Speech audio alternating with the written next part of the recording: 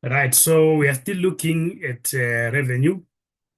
Right, remember there are two topics here. There is revenue, and then there is uh,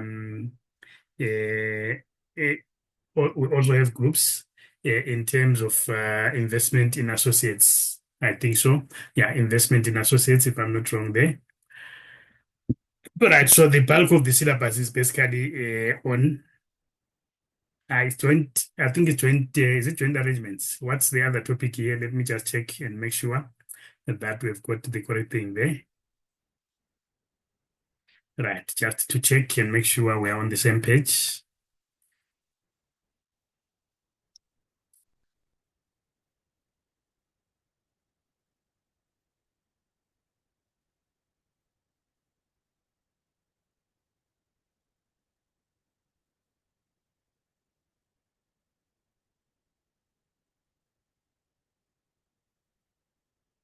Right, but revenue obviously will be the main topic here. Right, the other part, the group's part that is left there is basically normally just a little bit of theory. Just a little bit of theory. We don't normally do calculations on that. So let's see what we have here.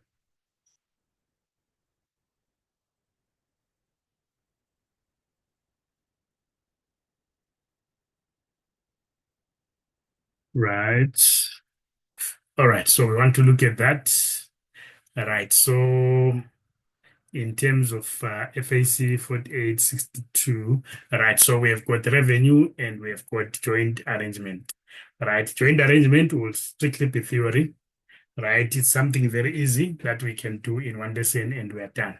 So the bulk of the work that we are doing is simple revenue there, right? Right, so we did introduce a little bit of revenue in the previous session. All right, remember we said revenue is IFRS number 15.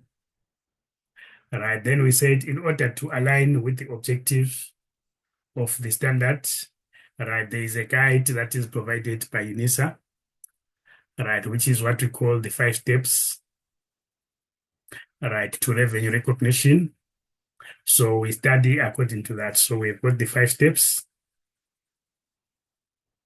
all right, to revenue recognition. Right, you have to be very thorough with theory on the revenue. Right, normally you get at least one question requiring discussion, maybe one more question requiring journals, and another one requiring maybe disclosure. Or if it's not disclosure, then it will be presentation. But here, theory is equally important. You always get one question with theory, so you can't miss on the theory on this particular topic here. All right, so remember we had step number 1, right, which we were busy with last week, right, which is to identify, right, a contract with the customer.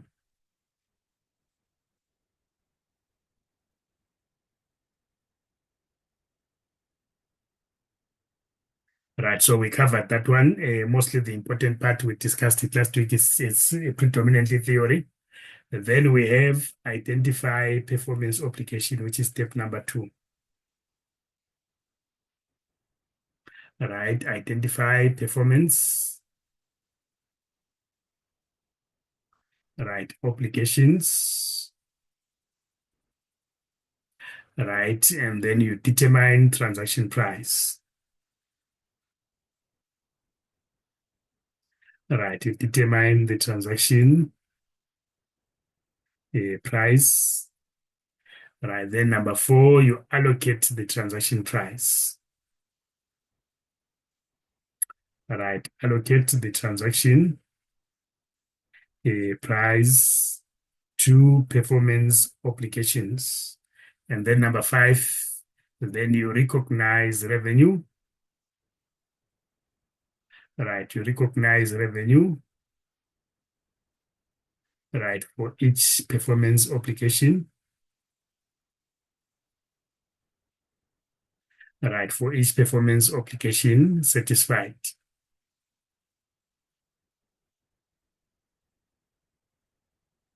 Right, so today we want to look at the second part there, which is to identify performance obligation. Right, so we are zooming in on step number 2, right, and we are looking at, right, identifying the performance obligation.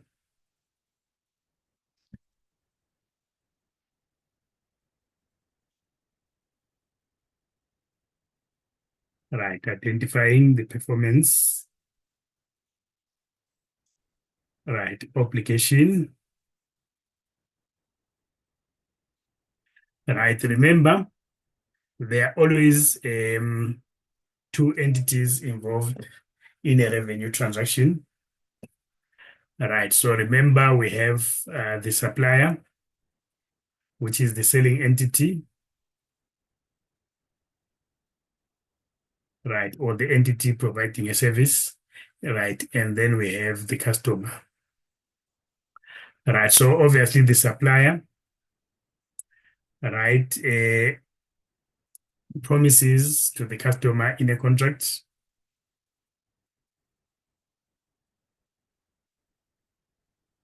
right, the supplier promises to the customer, right, goods or services, right, goods or services or a bundle.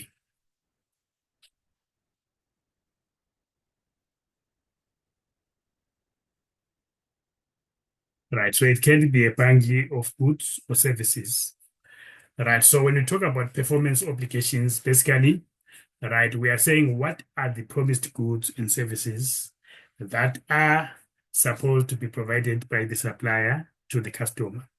So all the goods and services promised in a contract with the customer, right, are what we call the performance obligations. So in other words, when we talk about performance obligations,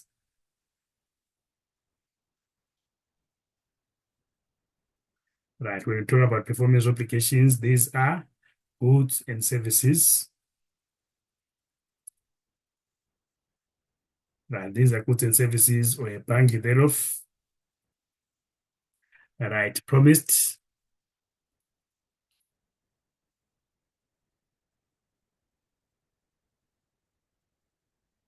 Right, by a supplier. Right, to a customer. Right, these can be explicit. Right, or implied. Right, so explicit, it means the goods or services that are to be supplied have been specified. Right, if we say implied, it means, right, the exact goods or services are not specific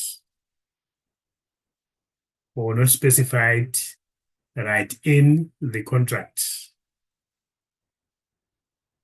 right, but are rather expected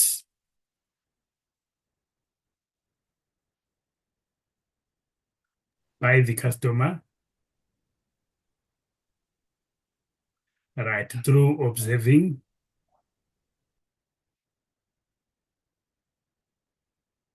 right, an entity's normal business practices.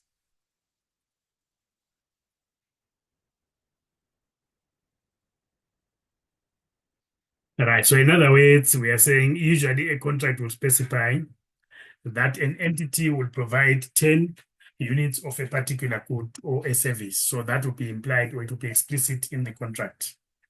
Right. However, there are other promises in a contract that may not be explicitly, detailed in that particular contract or included in the wording of the contract. However, those particular goods or services or performance obligations may then be implied by looking at the company's normal business practice. Right, let's say Samsung, when they sell their cell phones, they normally provide a 6 months warranty. right? To say that if the phone has got a problem, you can then take it to any Samsung shop and then they will repair it for you free of charge. As long as it is within 6 months and there is no evidence that the phone was interfered with improperly, maybe it was dropped or maybe water was poured on it. If it's a genuine malfunction of the cell phone, they will repair it. All right. So over time, if we are used to Samsung selling their cell phones with a warranty, they may not explicitly include it in the contract, but through their normal business practices, it can then come to be expected that whenever you get a cell phone from Samsung, right, it comes with a 6 months warranty. So in that instance, we are saying that performance obligation to provide warranty repairs, it will not be implied perhaps in the contract, but it will not be explicitly mentioned in the contract, but it can be implied by observing the normal business practices of the entity. So the key thing is that we must remember that performance obligations are not always only those ones that are written in the contract, but it can actually also include implied obligations. Right. Are we clear, good people, on what performance obligations are? Right. Are we clear? Right. So you need to flag paragraph number 22. Right. This is a very important paragraph when it comes to revenue. Right. In particular, to identifying performance obligations.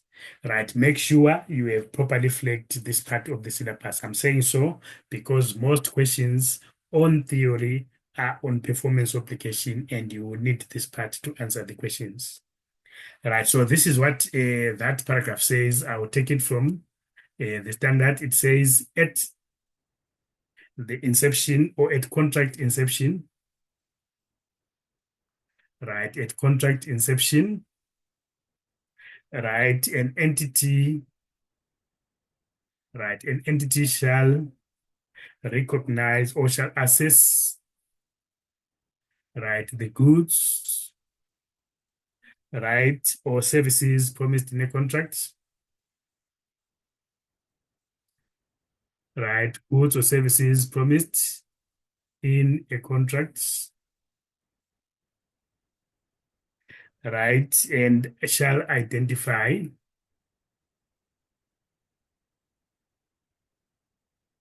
right, as a performance obligation.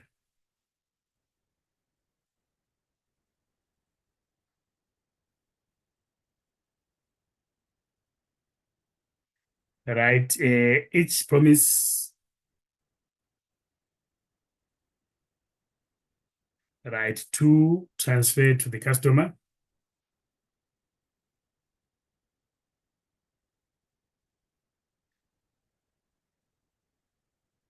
right, and then it gives you two things. Number A, right, a good or service,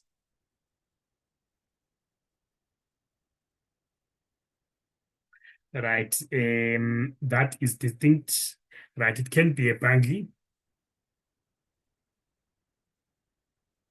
right, of goods or services, right, that is distinct. Right, I'll underline the word distinct there because that is what is most important. Right, and then it says, oh, number B, right, a series of goods or services,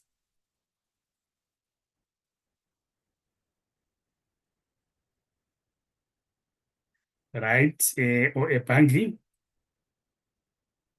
okay, that are essentially the same or that are substantially the same,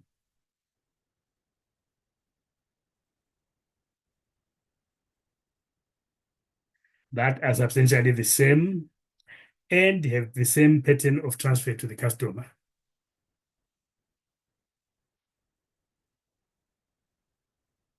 Right, and have the same pattern of transfer, right, to the customer. Right, so a series of goods or a series of distinct So the keyword is distinct here, right? A series of distinct goods or services that are essentially the same, right? And they have the same pattern of transfer to the customer, right? So we want, before we go and explain the term distinct here, which I said is very important, right? We want to also highlight what we mean by a series of distinct goods and services.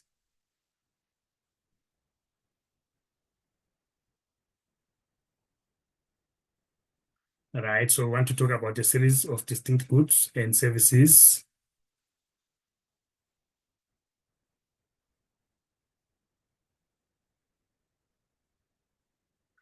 Right, so this you'll find in paragraph number 23. So they will explain that in paragraph number 23. You can flag that. So what we mean by a series of distinct goods and services.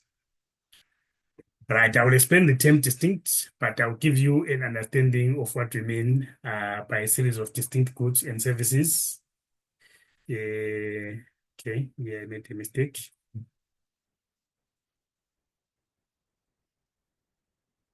Right, series of distinct goods or services. Right, let's say, for example,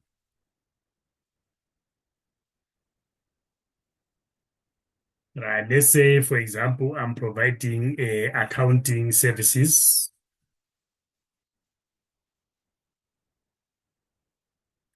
Right, okay.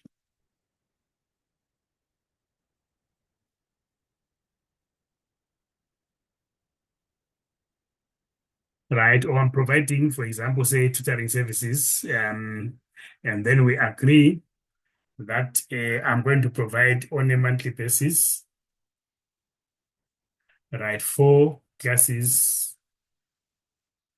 one every week. So 4 by monthly classes, one every week, and I'm going to do this maybe for 10 months consecutively, right? 4 months continuously.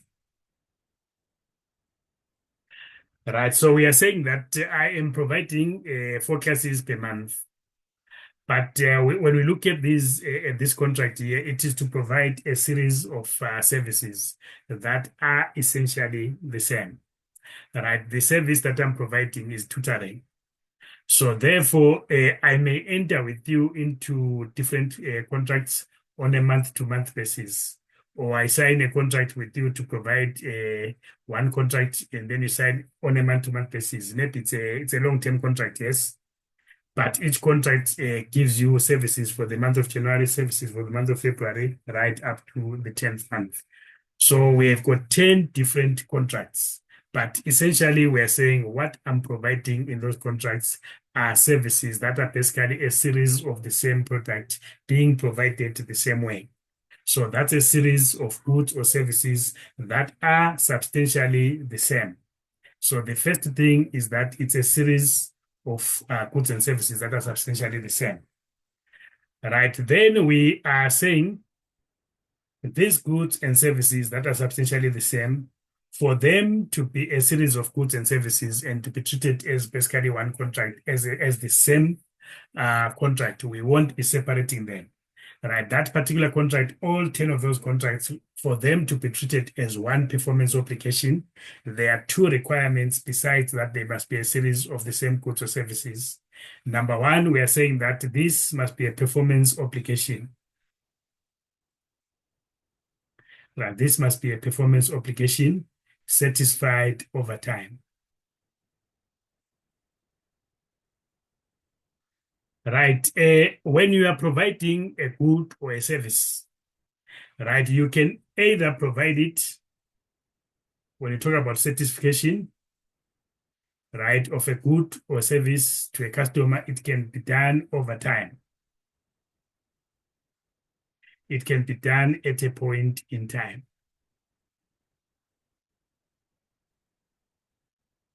Right, so for example, if I have a contract with you to supply you with a motor vehicle, right, a complete motor vehicle, right, I'll probably do it at a point in time.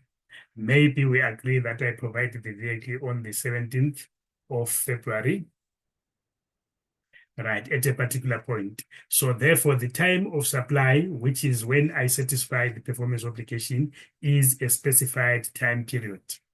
However, I can then have a contract that is satisfied over time. Right. For example, we agree that I'm going to construct a building for you. Right. It's a massive structure, and we're expecting that the building will be completed in 2 years. Right. So you will see that maybe initially I'll put the foundation. After the foundation, I'll do the brickwork. Right. After that, after finishing, I'll put the finishings. Right. I'll put the fencing, etc. So all these activities are part of a single contract, which is to provide you with a complete building. So we are saying this particular performance obligation, which is to provide you with a building, is not something that is done at a particular point, but it is done over a long period of time. So that at the end of the year, I can be able sometimes to recognize revenue explicitly for the work that I have completed, which means for a portion of the whole that I've completed, I may be able to bill and recognize revenue. Right. So therefore, we are saying that the certification of the performance obligation is not at a particular point, but it is done over a long period of time. So we then have certification over time, and then we have certification at a point in time. So therefore, for a series of goods and services to be treated as one distinct performance obligation, right? So number one, we are saying there must be goods that are substantially the same, right? And then we are saying the certification of the performance obligation over the series must be over time. It cannot be at a point in time. If it's at a point in time, then you have got different or distinct performance obligations. You can't combine into a series of distinct goods and services. Right, so that's the other requirement that is there. Then the other requirement is that these series of goods, of distinct goods and services, must have the same method, right, of measuring, certification, right, of performance obligation. Now, if we have a performance obligation over time, right, remember at some point, I need to calculate and measure revenue, right, for the work that we have satisfied of the total. So we are saying, what method are we going to use to measure the different distinct goods in the series? If the method of measuring the certification of performance is the same, and then we are saying performance is satisfied over time, and this is substantially a series of distinct goods which are essentially the same, then we are going to treat them as one distinct performance obligation. We won't treat them as separate performance obligations. Right? So we have different methods of measuring certification. There is what we call the input method. I think I will explain it later. There is also the output method. Right. For example, let's say our building, we're expecting the building is going to cost 10 million to construct. Right. So if the building is going to cost 10 million to construct in year number one, let's say we have actually we have incurred expenditure of 4 million to construct the building. Right. So we can measure our certification of the performance obligation so far as 40%. This is based on input. We are saying, what do we put in? What expenses do we incur in order to perform our performance obligation, to satisfy our performance obligation? So here we are basing it on the cost incurred. Then we are able to say, overall, the project is expected to take 10 million, right? We have the use of cost. So therefore, we can actually measure the performance obligation certification as 40%, right? If the project is supposed to be charged an invoice overall of 15 million. Then if in year one we have completed 40%, then we can recognize revenue over the 40% that we have satisfied. Right? Are we following, good people? Right? Are we there? So we can bill 6 million at the end of year number one. We will recognize revenue over the 6 million. Remember, the whole project is going to yield an invoice value of 15 million, but it's going to cost the entity 10 million. So using the input, we then measure at the end of the period to say how much have we incurred in terms of expenditure over the expected total, we get 40%. Then we can recognize now 40% of the total invoice price as our revenue because we are saying we've satisfied 40% of the work. Right. In other instances, we can then take the 15 million here. Then we can break it down and say, right, remember we broke it down to the foundation. We then say foundation. Right. Then we say brick laying. They say finishing. We then say fencing. So these are the activities. And then we say, how much are we billing for these activities? Maybe for the foundation, 5 million is the total bill. Right. Maybe for this one, for the bricklaying and everything else, maybe it's 8 million. Right, which means from the 15 minus 8 minus 5, we are left with 2. Maybe this one is 1 million. Right, and this one is 1 million. So that overall it gives you the 15 million. So we are saying this is how we are invoicing each of the different stages of the construction. So if at the end of the year we have finished the foundation, then we can recognize the 5 million revenue. So here we're using output method. So the output method is based on a charge based on the what? On the overall invoice file. So when we look at the work completed, we don't say what is the cost, but we say how much do we charge for the foundation. So we look at what we have done. If we have done both this and that at the end of the year, we are going to bill 13 million. So that is what is called the output method. Right. So in other words, you need to be very clear on what a series of distinct goods and services are, and that is provided for in section number 23.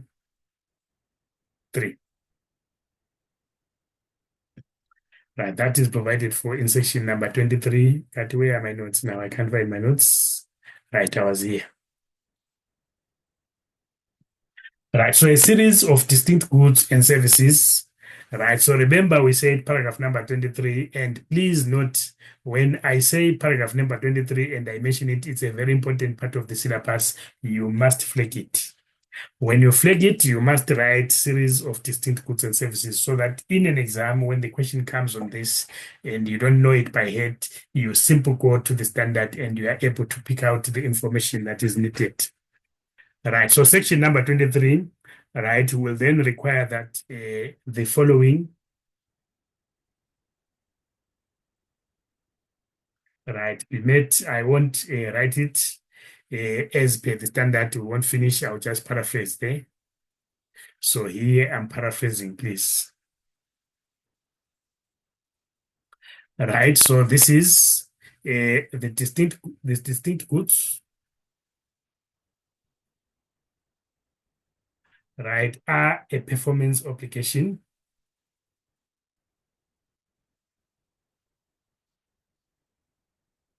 right, satisfied over time.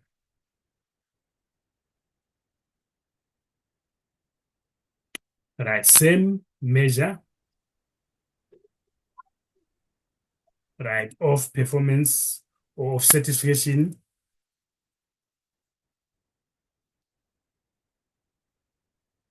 right, same measure of satisfaction of performance obligation is applied over the whole series.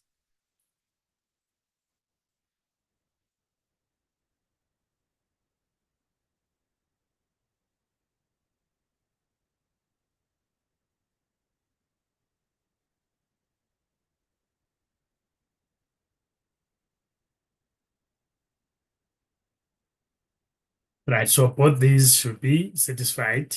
Right, I've already explained what we mean by a series of substantially the same goods or services. So remember now, when we look at paragraph number 22 here, right, it tells you what a distinct good is. So under normal circumstances, each distinct good is a separate standalone performance obligation. Right, each distinct good or service is a separate performance obligation. Right, or otherwise you have got a series of distinct goods and services, right, which are going to be treated as a separate performance obligation on their own. Right, so whenever you deal with performance obligation, one of the most important things it is to identify those performance obligations that are distinct. Right, if two or three or more promises in a contract are not distinct, you will have to combine them and find a bundle that is distinct on its own. You will have to combine them and find the smallest combination that is distinct on its own. Right, so next we want to look at paragraph number 20. All right, so we want to continue. We're on paragraph number 22. We had explained the performance obligations, right? And then I want to explain what we mean by distinct goods and services. So we're going to go to paragraph number 27. Now, paragraph number 27 is very important. Most questions come from here as well. Right, so paragraph number 27 talks about distinct goods and services. Very important. Right, what do we mean by distinct goods and services?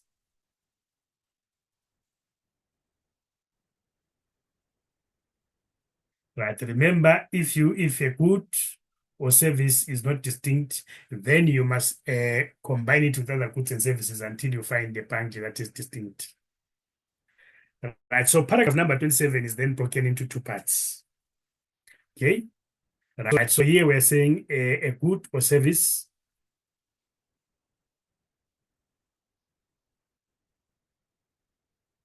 right, or a bundle,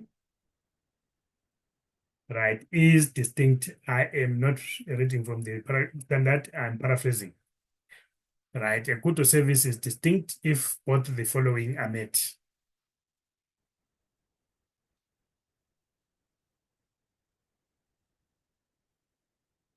Now, there are two things that we've got to satisfy or that we've got to think about. So when you look at paragraph 27, it has got subparagraph A and subparagraph B. Subparagraph A is what is called capable of being distinct. I did explain it a little bit last week. Right, capable of being distinct. Right, so both these two paragraphs must be satisfied. Right, so when you talk about capable of being distinct, we are simply saying, right, the customer, right, can benefit, right, from a promise, right, which is a good or service. It might as well be a bundle, right, on its own or together, right, with other services, right, readily available to the customer.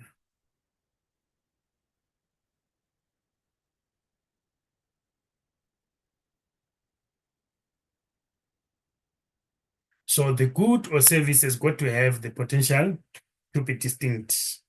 It has to have the potential to be distinct, which means on its own, the customer can actually access that from a company and be able to enjoy benefits from that. Right, so possible evidence,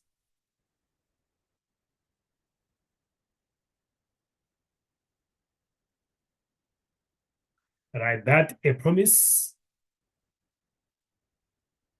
is capable of being distinct. Right, I did give you a bit or a snippet of this last week. What did I say? Right, it is capable of being distinct.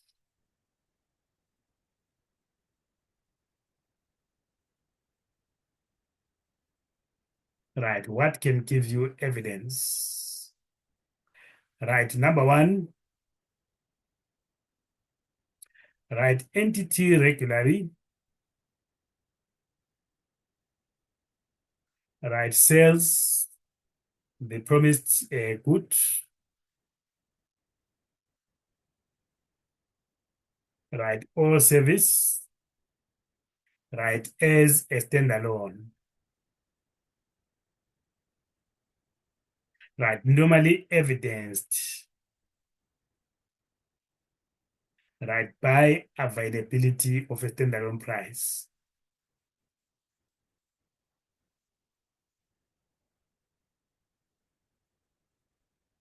Right, so if the entity has priced this particular good or service separately, it may be evidence that the company regularly sells this on its own.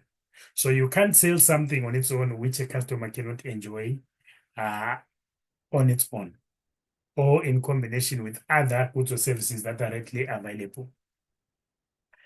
Right, so, or maybe the goods or services,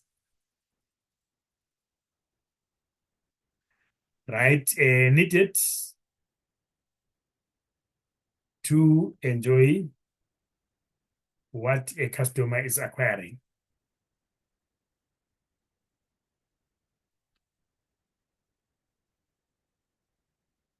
Right, are usually provided by other third parties.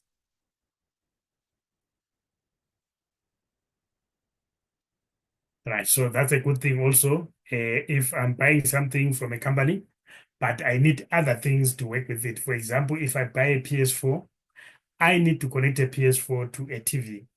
So an entity may provide services of selling the television and also selling the PS4 or PS5. Right. However, it is possible that I can go to the company and buy only the PS4 and then go elsewhere and buy a TV of my choosing.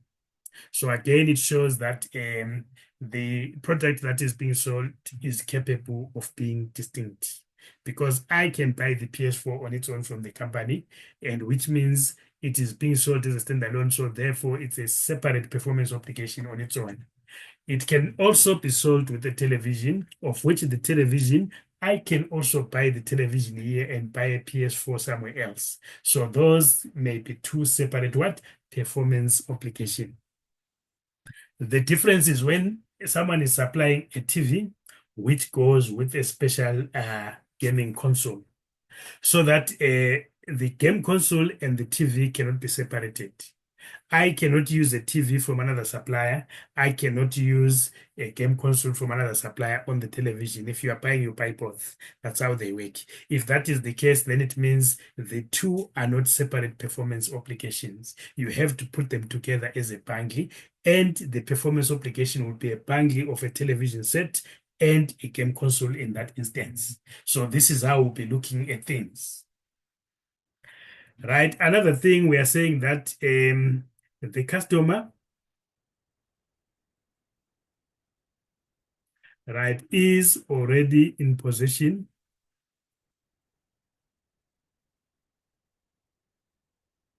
right, of other goods or services,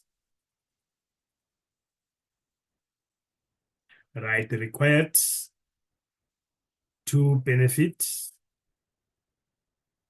from a potential distinct performance obligation.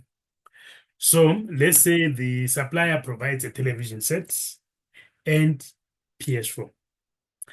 I previously bought a television set from these guys. I already have it. Then now I've saved it up. I'm coming for the what? Gaming console.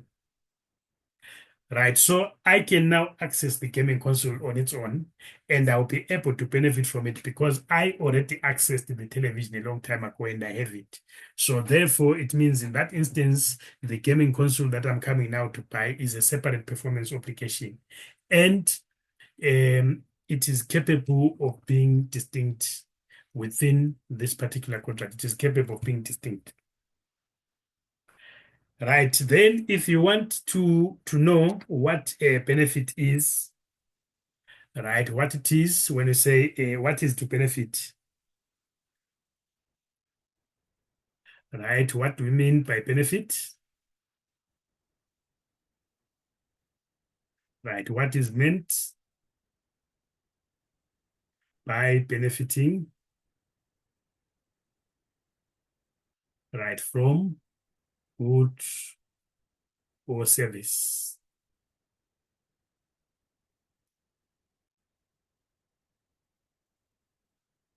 Right. This you now find on paragraph number 28. So you flag that as well. That's paragraph number 28. Make sure you flag that as well. Right. So a benefit here, right, means the entity, right, can sell, right, consume, right. I think the wording there can sell, consume, right, the goods, right. Is it goods and services? Right, the goods or service at a price higher than the script value. Right, at a price higher than the script value of the goods or services. Right, or can use the goods or services, right, to generate economic benefits.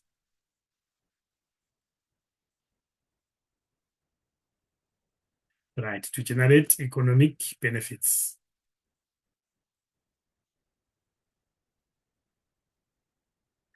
Right, so this is what we mean by saying that a good or service which is potentially as a distinct performance application is capable of being distinct.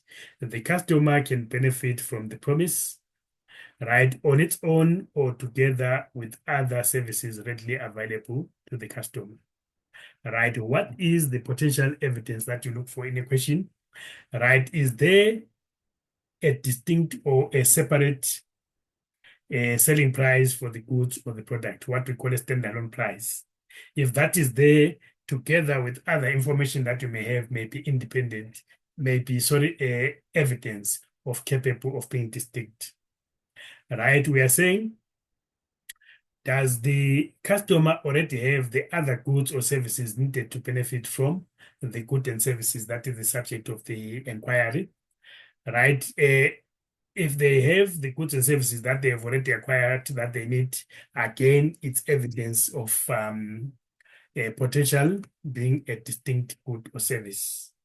Does the entity regularly sell the good and service on its own without the other promises that are in this particular contract? So all of these things, they point out to the capability of being distinct. So that's paragraph number 27 of, or paragraph number A of 27.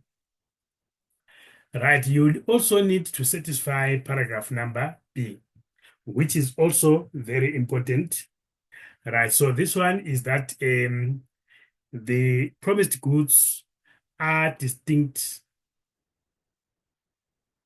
right, within the contract. The promised goods are distinct within the contract. Right, so when you say they're distinct within the contract, we are saying the goods and services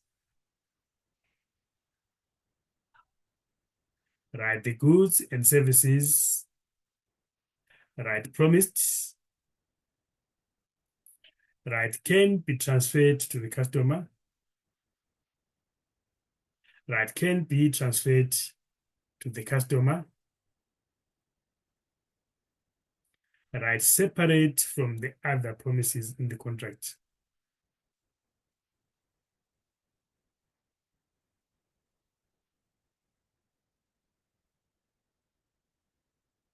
Right, so the question is, can we deliver a particular performance obligation within many promises that are there to the customer on its own? Can we deliver to the customer on its own? Right, so this is covered in paragraph number 29b and explained further in paragraph 29. Right, so paragraph number 29 aims to provide more understanding of paragraph 27b. Okay, right, so if you read that paragraph, it talks about in assessing whether an entity promises to transfer goods or services to the customer separately identifiable. The objective is to determine whether the nature of the promises within the context of the contract is to transfer each of those goods individually or instead to transfer a combined item to which the promised goods or services are inputs. Right, so that one, what it means, right, if I've been contracted by an entity to build them a hospital,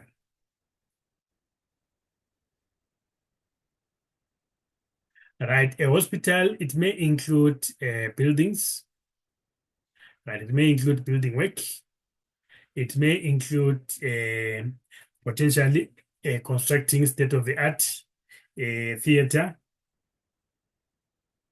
right? I hope I got my spelling right. So you have to construct the outer structure, which is the building. You have to construct also the theater, right? You have to consult a maternity ward, right? You have to construct also that area where you get your medicine. What do you call it? In a hospital where you get your medicine, is it a pharmacy? Right, let's say a pharmacy. Right, so we have to examine the different promises in the contract. So the promises is that these guys are going to build the structure, right, which is the building work. Right, in that structure, they must construct a theater, a maternity ward, and they must construct a pharmacy. So Tina, we have to examine the different promises that are there in the contract and determine whether these are distinct and are distinct within the context of the contract. Right? Are we capable of delivering and satisfying the customer by delivering these individually? Or these are just input, right, into providing the output, which we call a hospital. So if these things are not capable of being delivered to the client, so if we are delivering them to the client, separately, it means we are able to deliver them to the client and the client can derive benefit on each of those individual segments of the building. If it is not possible, our work is to provide a hospital and the customer can only derive the hospital on a complete, sorry, can only derive benefit on a complete hospital. We are saying these things are simple but inputs and we are not within this contract able to deliver them individually. And the customer can benefit from them. But the customer can only benefit from the output, which is a complete hospital. Right, so that is what we have to examine in a given situation. Right, so that is explained more in detail, right, in terms of paragraph number 9. Where are my notes? Where are my notes? Where are my notes? Where are my notes? I'm here. Right, this is from last week. Okay. Right, so we have to look at that. So that's what is being explained there. So I'll just take a few words from the paragraph, but you'll have to look at the paragraph on your own. Otherwise, you won't finish. right? So we have to determine if the different promises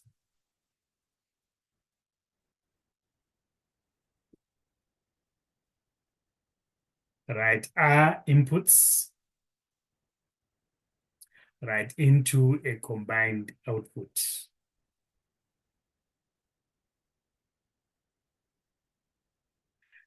Right, if they are inputs, then they are not distinct.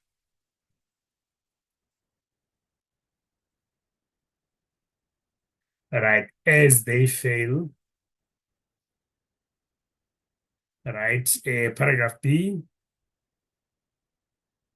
paragraph 29B, right, but the output, the combined output, right, is distinct and is a performance obligation.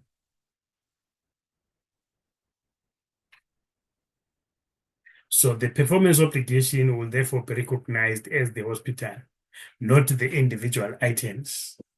But if within this contract it was capable to deliver the individual items, then we were going to say the theater is a performance obligation on its own, right? The maternity ward is a performance obligation on its own, and so forth.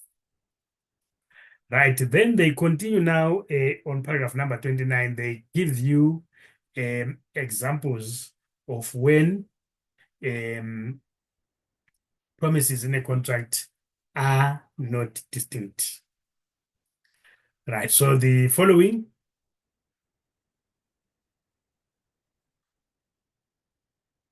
right, evidence that the promises in a contract, right, are not distinct within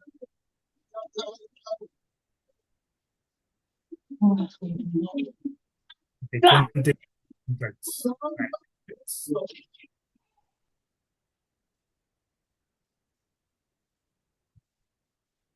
Right. So within the context of the contract, so this part here of 29, right, which is basically paragraph,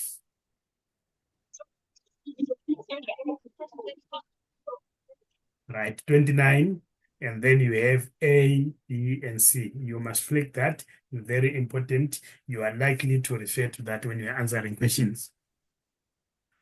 Right, number A, it says the entity provides service of integration.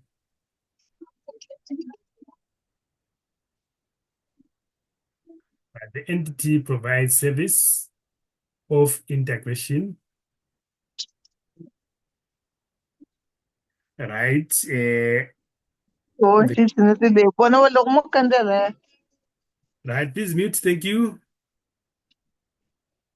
Right, the entity provides service of integration of the goods and services,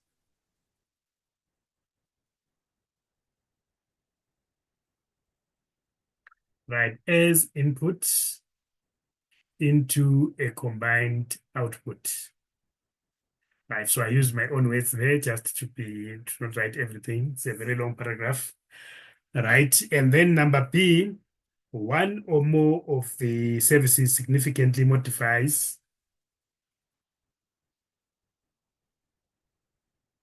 right, one or more of the goods or services,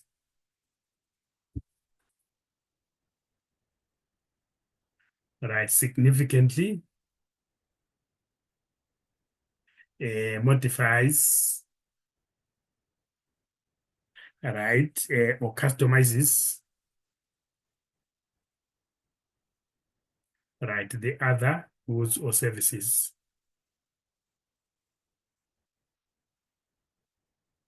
Right, and then number C, which is the last part there, the goods or services,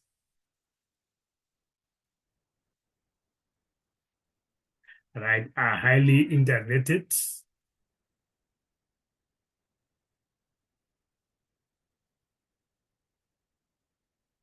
right, or integrated or interdependent. Right, so if you have a television set with a game console, right, where the television set is customized to the game console and cannot work with any other game console, and the game console works with the television, these are highly interrelated or interdependent. They cannot function independent of each other.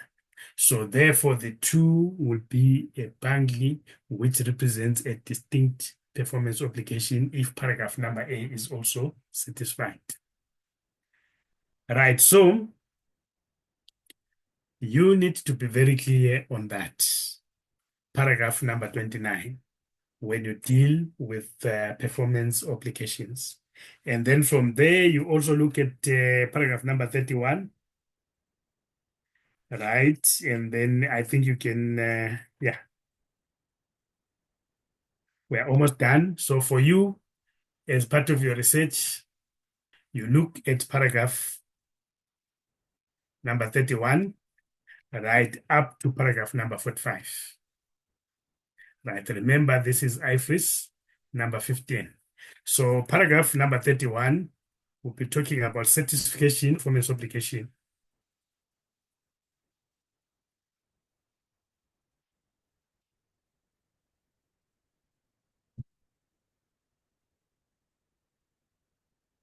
That's important. You need to make sure you reflect that. Paragraph number 31, right? You go through that and you also cover paragraph number 35. Very important, right? And then you also look at number 38, right? Which is performance obligation satisfied over time. Right, I've already explained this. I've already discussed this. What is a performance obligation over time? What is a performance obligation at a point in time? So you can read through the standard there too. Just make sure you put more meat on that. And then we've got measuring.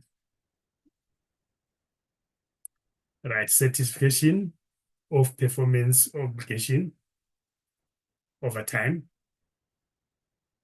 or of completion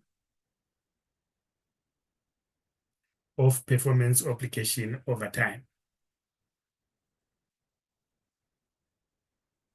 Right, I've discussed that, which is your input method, right, and your output method. So just to add on to what I've said, just go and read it from that particular portion of the standard. So you need to know what we mean by satisfaction over time. If something is not satisfied over time, then automatically it is satisfied at a point in time. Right, if you go up to 45, we are left with 31 up to 45, you will be done with step number 2, which is to identify a performance application. Right, any questions, good people from the floor? Right, are we clear on the theory? Are we following? Yes. Right, let's go to a question. Okay, let's go to a question.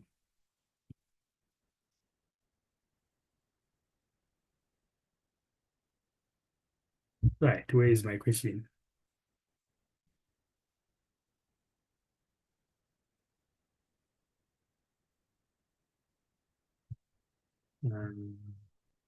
Where did I upload the question?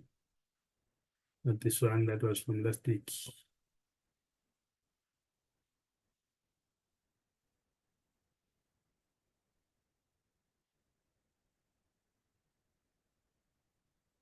Right, we are here. Let's go to question number 1. Right, so this question is from tutorial letter 102 from last year. So if you go to the end of that tutorial letter, right, there are questions there. Even in the current tutorial letter 102, the same question will be there. So what they normally do, last year's test, they update them. In the next year, you'll find them on that tutorial letter. So a tutorial letter can have maybe the last 4 years. So therefore, you will find the same questions even in the current year. What will change there are the dates. Right, so we've got a question here. right? And this is what the question is saying, right? Remember, your test normally work out to 40 marks, and you can see how important this type of question is, right? It's a discussion question with a total of 14 marks. So that's significant in a paper with 40 marks. That will account for about 35% of that test. And this is what they said on this one.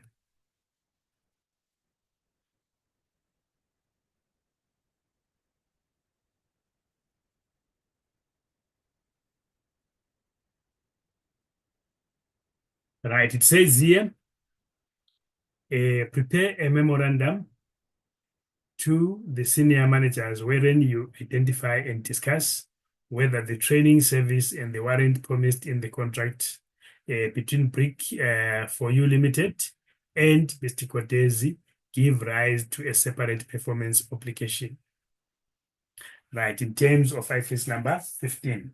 So this is what we have in terms of that particular question.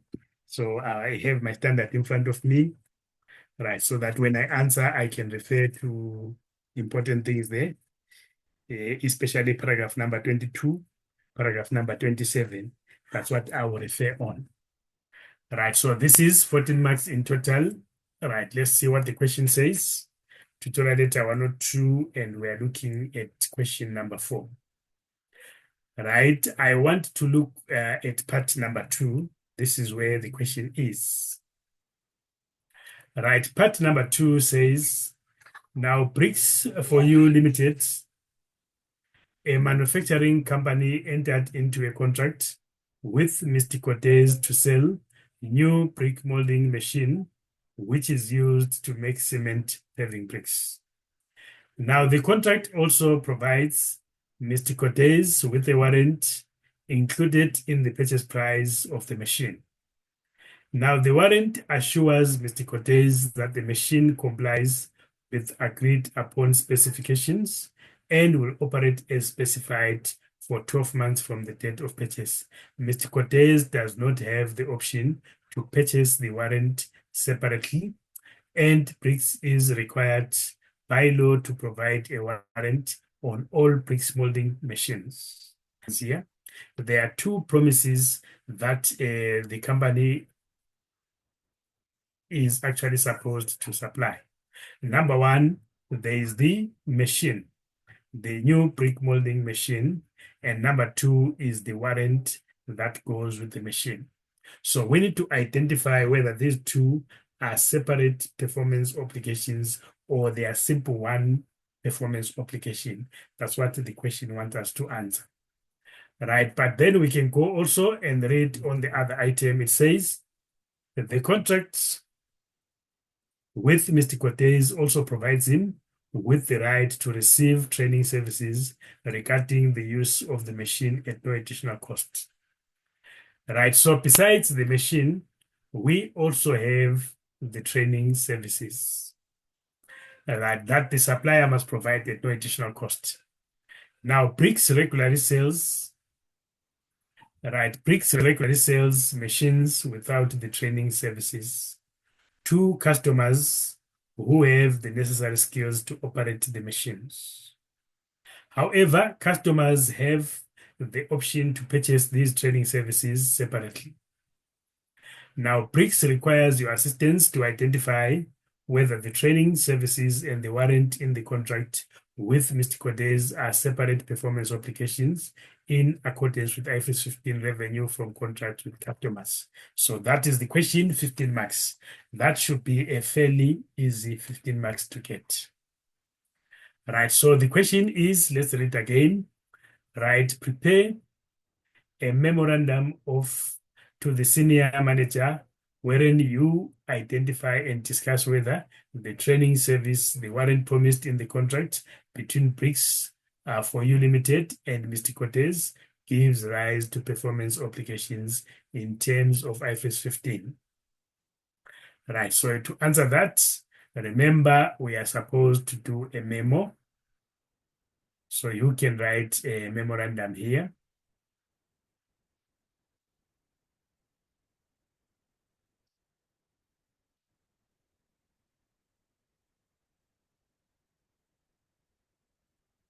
Right, so obviously there will be a small mark for a proper presentation of a memorandum.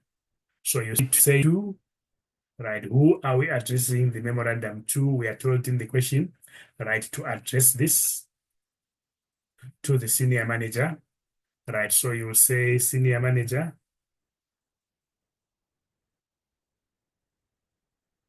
right, of the company, right? I think the company is called Bricks Limited. So you identify the person to whom you are addressing to and also to the company. So Bricks for you Limited.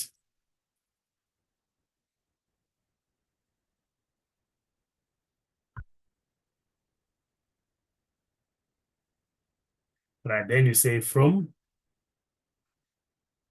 right? You can write your own name, right? And then you say date, right? You put the date for the exam, and then you say subject.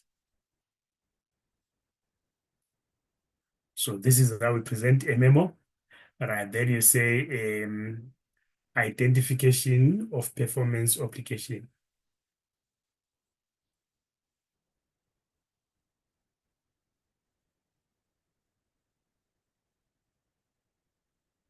Right. After that, then you can put an introduction. Right. Then you can say maybe this memo is my submission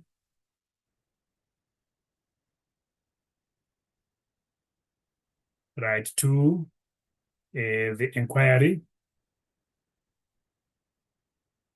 right by Mr. If the name of the person is given, Mr. So and so, right, the senior manager,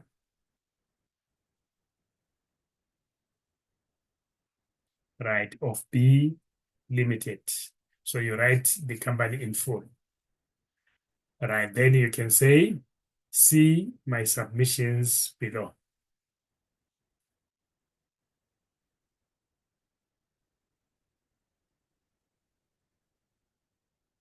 Right, then when you answer theory, this is how we answer theory at this level.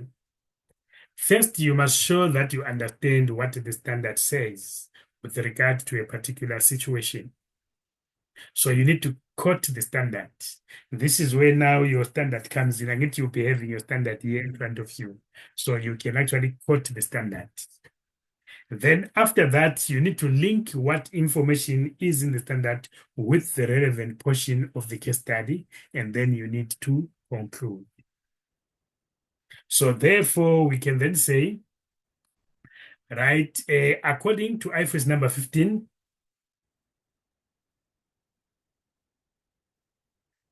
right, according to IFRS number 15, right, then we can write what the standard says. Okay, so remember, we want to show that we understand what the relevant portion of the standard is to this situation.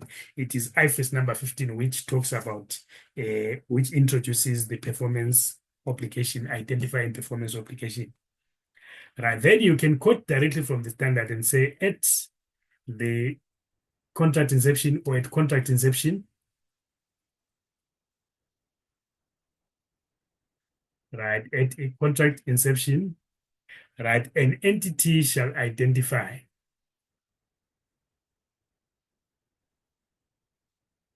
right, an entity, right, shall identify, right, or shall assess, sorry, shall assess, I'm taking it now from the standard, right, shall assess,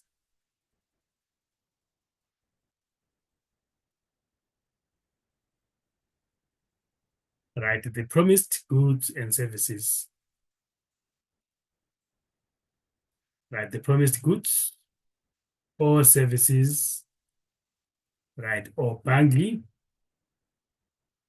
right, you won't read that,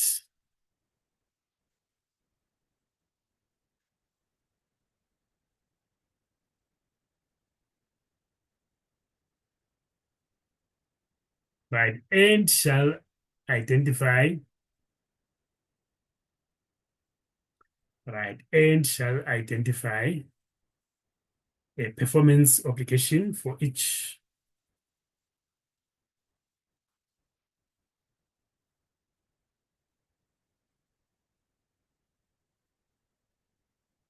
right, shall identify a performance obligation for each. Number one, a good or service, right, good or service or bundle that is distinct, right, or a series,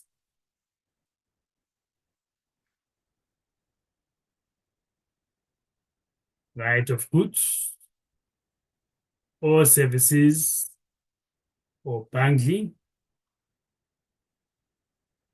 that are substantially the same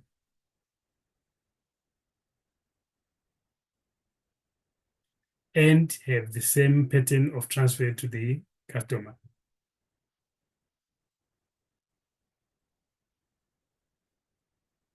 Right, you need to go to the theory. I explained what it all means there. Right, so we've explained what the standard says and what the standard expects with regard to the identification of goods. So goods or services, I forgot the word distinct there. Right, that is distinct here. I did put the word distinct, which is fine. So here I forgot the word distinct. So it's a series of distinct,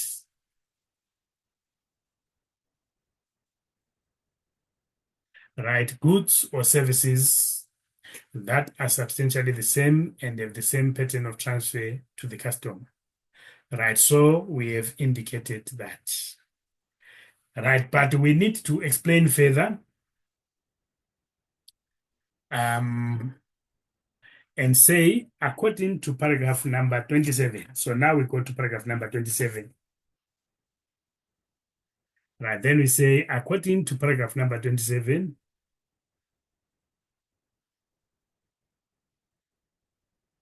right, you need to quote, if you are going to quote the standard directly, you need to put the paragraph. Right, then it says, a good or service, right, that is promised, I'll paraphrase, is distinct, otherwise we won't finish. Right, if both the following are satisfied.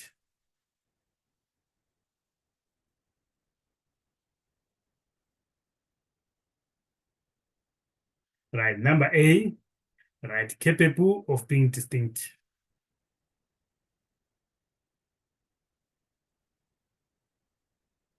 Right, you check out what the standard is saying. They have already written that in the notes. And then number B, you also say, right, distinct, right, within the context of the contract.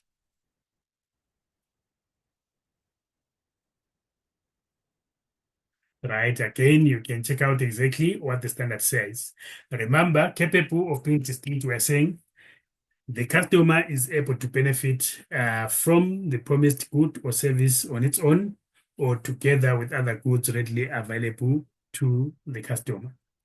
Now, readily available to the customer, evidence of that, regular sales separately on its own, availability of the alone selling price also give more weight to that. The customer has already purchased some of the things that he needs to enjoy with whatever he's buying, or other players in the market are providing the same. So the goods are readily available to the customer, which means they can actually benefit separately from what the customer is providing them with. Right, and then capable of being distinct, we are saying, right, the promise to deliver the goods and services is separate or different from other promises within the contract, which means the three, you go now to the three things that are on paragraph number 7, right? There is no paragraph number 27A. What does it say? Right, there is no significant service of integration of the goods and services which form output into output. There is no customization of the goods and services by another, right? And then there is no interdependence or interrelatedness of the products that are being sold. Right? If both A and B are satisfied, the product is distinct. So now we have highlighted what the standard is saying. Then now we go to the training service.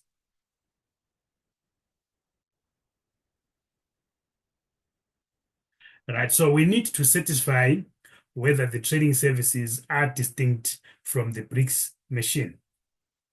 Right, by taking the training services through paragraph number 27, A and B.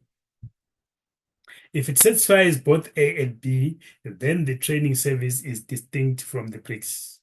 So we have to read what they say in the question concerning the training contract. Right, so they say the contract with Mr. Cortez also provides him with a right to receive training services regarding the use of the machine at no additional cost. Now, Bricks regularly sells the machine without training services to the customer who have the operation or the skill to operate the machines. However, customers have the option to purchase these training services separately. Right, so we can write the facts of the contract, and then we can say, according to the case study, right, remember we have got to link the information in the case study, right, to the standard. Right, it says, right, Mr. Cortez also provides rights to training services at no additional costs. So we can say Mr. Cortez, right, has, who is the supplier here? Mr. Cortez also provides him with the right to receive training. Who is supplying to? Who is Mr. Cortez here? Right, Mr. Cortez is the customer of Bricks. The contract also provides him with the right to receive training. Okay. Right, Mr. Cortez has a right to receive training at no additional cost.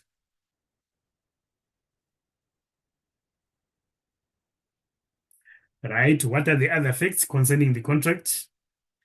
Bricks regularly sells the machine without training.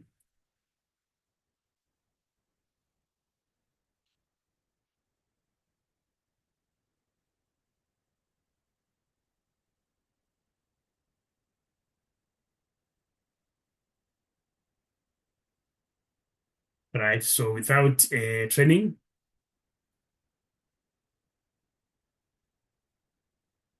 Then there's another important thing that they said. However, customers have the option to purchase these training services separately. Right, customers, right, can purchase, right, training services separately. Right, so these are the facts in the contract concerning the case study. Right, then we have to link the information in the case study with the information in the standard. Right, so we are then saying, right, for a good or service promised in the contract,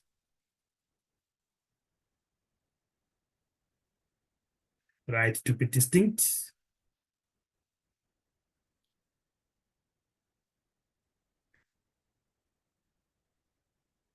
and hence to be a separate performance obligation, right, to be a separate performance obligation,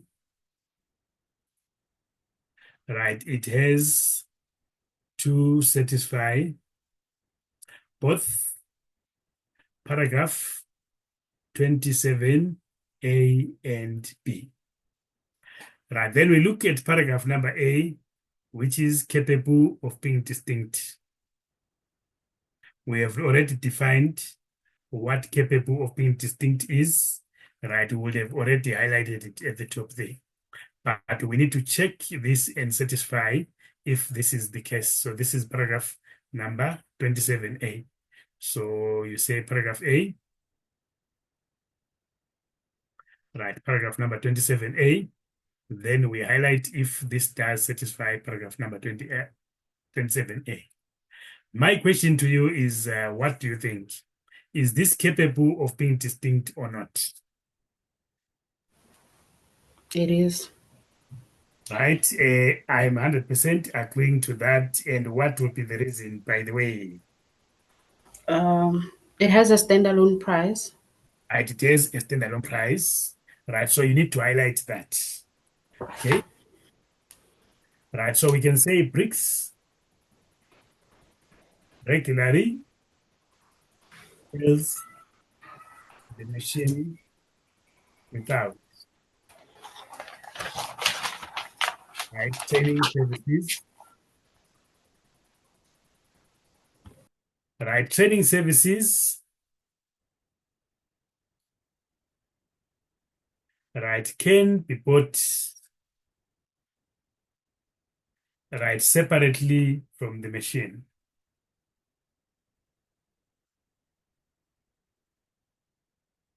Right, and then we then go and check regularly sells the machine without the training option. Right, so even though they did not talk about the standalone price, but the fact that the company regularly sells the bricks alone, so we can say bricks, right, has a standalone price just for show off really, because it was a machine, right? Bricks machine is a standalone selling price since it is regularly sold separately.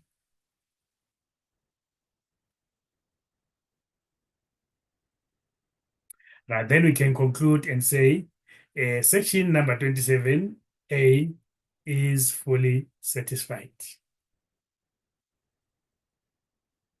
Right, then we go to paragraph number 27B. You don't have to write the paragraph because you already written it here.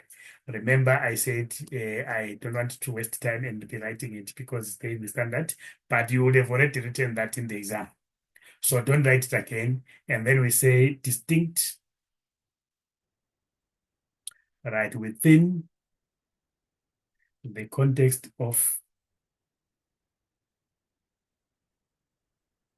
the contract. Right, so for this one, we then highlight the facts. There was nowhere in the question, right, where they said there is a significant integration of the goods and services, right? That is the training and the machine. There is no customization. There is no highly interdependence between the training services and the machine. And then we say, in the scenario, right, there is no, right, we can just say there is no significant, right, integration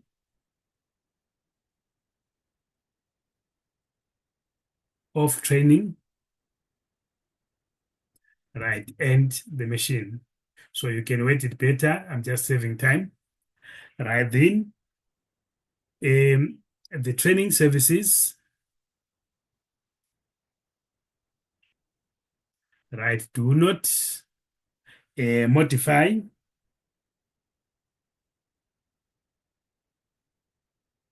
or customize the machine. Right, all these things were not mentioned. Right, and vice versa. Right, then finally, there is no interdependence. There is no significant interdependence. Right, so this is right, all of this is paragraph number what, 27B, A, B, and C. Right, so therefore you conclude that the training services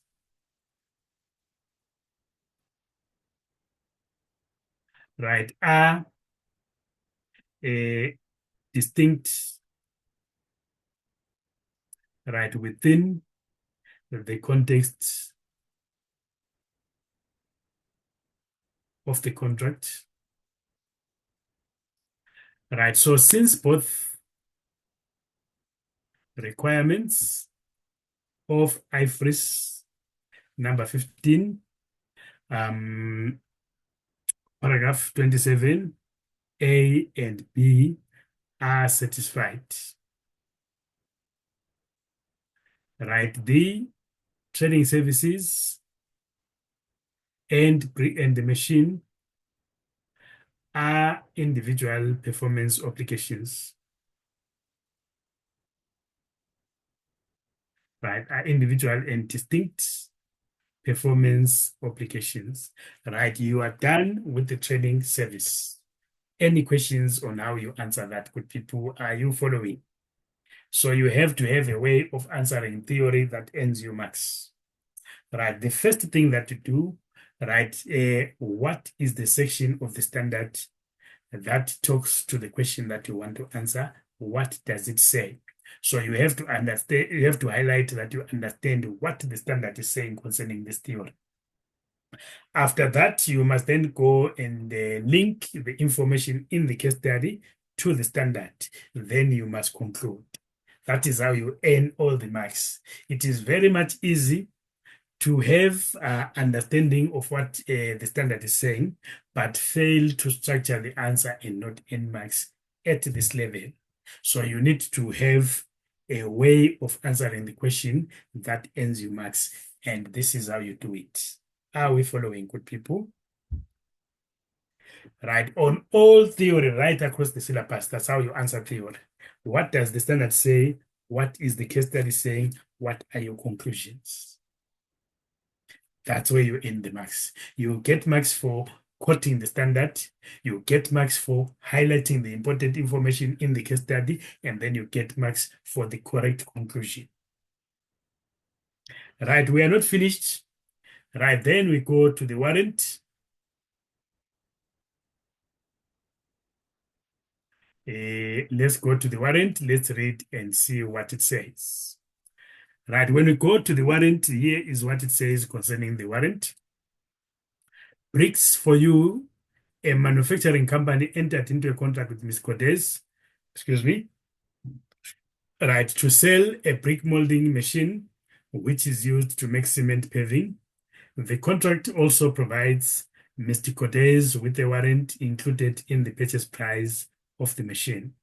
The warrant assures Mr. Cortes that the machine complies with the agreed upon specifications and will operate as specified for the 12-month date or for 12 months from the date of purchase. Mr. Cortes does not have the option to purchase the warrant separately. Right, Bricks Limited or Bricks is required by law to provide the warrant on all machines. Right, we are still going to deal extensively with warrant. There is a particular section in the standard that deals with warranty and is very popular with examiners, right, where we are going to learn about different warranties that are available to a company, but we'll see that later. For now, we'll just answer this with regard to IFRS number 15, 22, and 27.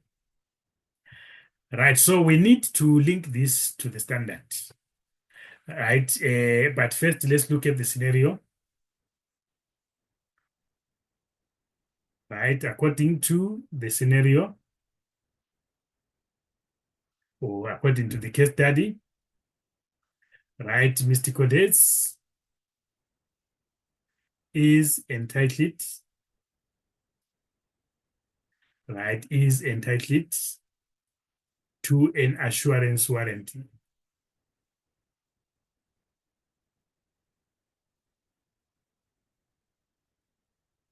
Right, at no cost, which is similar to the training. Right, but we have to find out if the warrant can be purchased separately. Right, then says, right, Mr. Cortez has no option to purchase the warrant. Right, so in this contract, there is no option to purchase the warrant.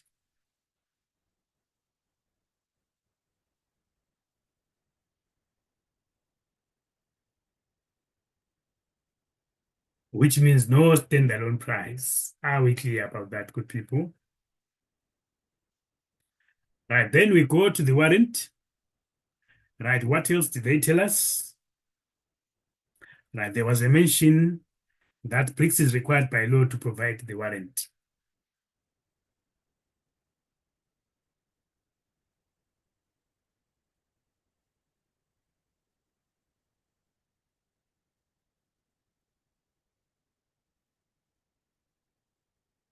Right, this is an assurance warrant only, right? Assuring the client that the product works as designed. So there is an assurance warrant, there is a service warrant. This one is an assurance warrant. A service warrant, we'll deal with later, is a separate performance application, but this one is not. Right, then we look at paragraph number 27A, which is capable of being distinct.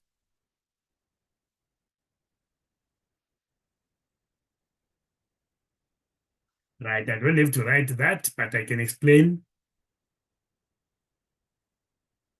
Right, then I can say the warrant is, the warrant does not or does not satisfy paragraph 27A. That is no proof, or it is not, I don't want to say no proof because we've been told it is not sold separately. Right, not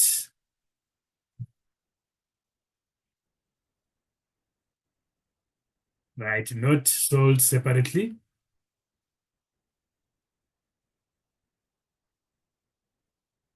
And does not additional services. Right, a warrant that provides additional services over and above assurance is what we will call a service warrant. So this one does not provide additional services.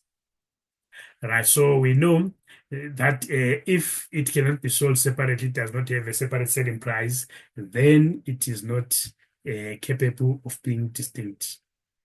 Right, then we conclude and say the warrant is not a distinct, right, a service, right, but, right, the warrant together, right, with the BRICS machine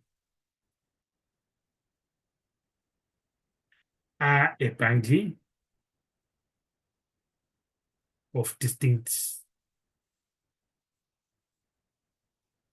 right, goods and a service, or good and a service. So that is our conclusion. So if I was identifying the performance application here, right, if the question was saying identify the performance application, there are two, right? The machine, which goes together with the warrant, right, and training services.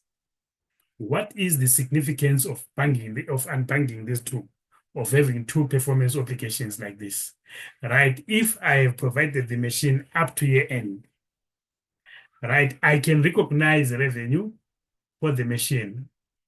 But if I have not provided the training services, then I cannot recognize this. I owe the customer. So this will be recognized as a contract liability at the end of the year. So we need to separate each performance application because we only recognize revenue for each performance application that I have satisfied. So I can deliver the machine at the end of the year, but the training services will then happen maybe after. But for the machine, I do recognize the full revenue. If I've already been paid for the training, if it was being paid for, I will not recognize the training. It will be a contract liability. So that is how you answer such a question. So what you do, you go to 102. There are other questions there which are similar. You attempt them. And you will notice that almost every question where there's theory, one of the questions requires you to identify the performance application. Very important part of the syllabus. From the onset, you must make sure that you understand it. Any question from the floor?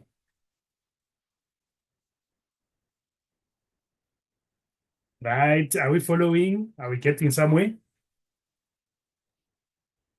Yes.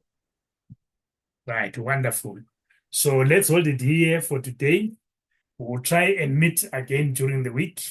So when we meet during the week, we'll then continue with our work, right? Remember, we had looked at